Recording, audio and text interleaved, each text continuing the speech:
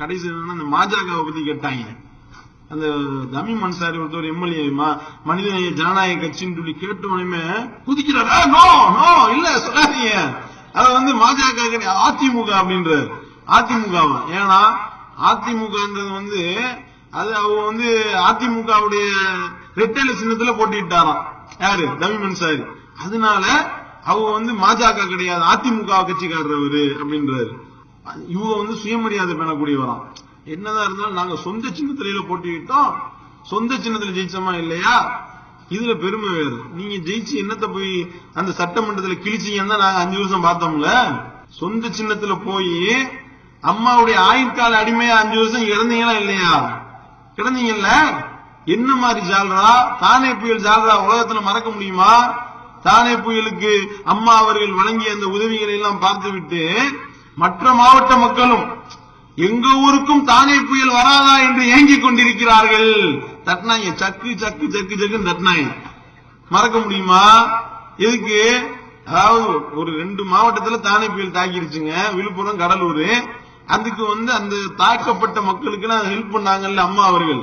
இதை பார்த்துட்டு மற்ற மாவட்ட மக்கள் ஏங்குறாங்களாம், எங்க ஊருக்கும் தானே புயல் வந்திருக்க கூடாதா அப்படின்னு சொன்னா, நல்ல வேலைக்கு அம்மா அவர்கள் விதவை பென்ஷனை ஏற்றி கொடுக்கல. விதவை பென்ஷன் அம்மா அவர்கள் 1000 ரூபாய் ஏற்றி கொடுக்கிறதை பார்த்து விட்டு மற்ற பெண்களும் கணவன் இருக்கக்கூடிய பெண்களும் எங்க கணவன்மார்களும் மண்டையை போட்டிருக்க கூடாதா என்று ஏங்கி கொண்டிருக்காங்க. வாசிச்சாலும் வாசிப்பாரு. இப்படி ஜால்ரா தட்டினாரா இல்லையா? இப்படி ஜால்ரா தட்டின ஆளு சொல்றாரு தமிம் அன்சாரிக்கு சுயமரியாதை வந்துட்டாருன்னு.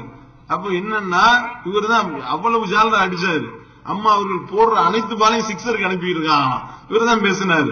பறவைக்கு கூட அம்மா அவர்கள் ரொம்ப இது பண்றாங்க அப்படி இப்படின்னு பேசி கடைசி என்னன்னா அதிமுக அமைச்சர்கள் ஆரம்பிட்டாங்க.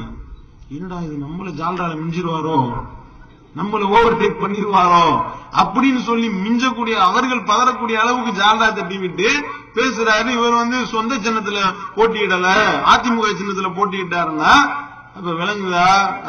பெருமை என்னன்னா செருப்படி வாங்கினது கன்ஃபார்ம், அடி கொடுத்ததும் கன்ஃபார்ம். அவர் வாடகை செருப்புலையில் அடி வாங்கியிருக்காரு. நான் சொந்த செருப்புலையில் அடி வாங்கினேன்.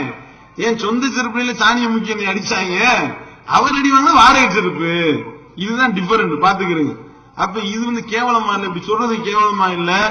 5 வருஷம் என்னத்தையாவது ஒன்னா செஞ்சு கிழிச்சிருந்தா சொல்லலாம். போய் ஜால்ரா தட்டி விட்டு கடைசியில சிறைவாசிகளுக்கு போராட்டம் நடத்தினாரு. அதுல என்ன பேசினாரு? சிறைவாசிகள் மக்கள் எல்லாத்தையும் திரட்டிட்டு சொன்னாரு, இந்த போராட்டத்தை நாம் ஏன் நடத்திக்கிட்டு இருக்கோம் தெரியுமா? நம்ம நெஞ்சம் நிறைந்த சகோதரி அம்மா அவர்கள் திரும்பவும் ஆட்சிக்கு உட்கார வைக்கிறார். இப்படி ஜால்ரா தட்டினாலு தமிம் அன்சாரியை பற்றி பேச உனக்கு என்ன இருக்கு? அப்ப இப்படி அவர் பெரிய அளவுக்கு பாதிக்கப்பட்டிருக்காரு.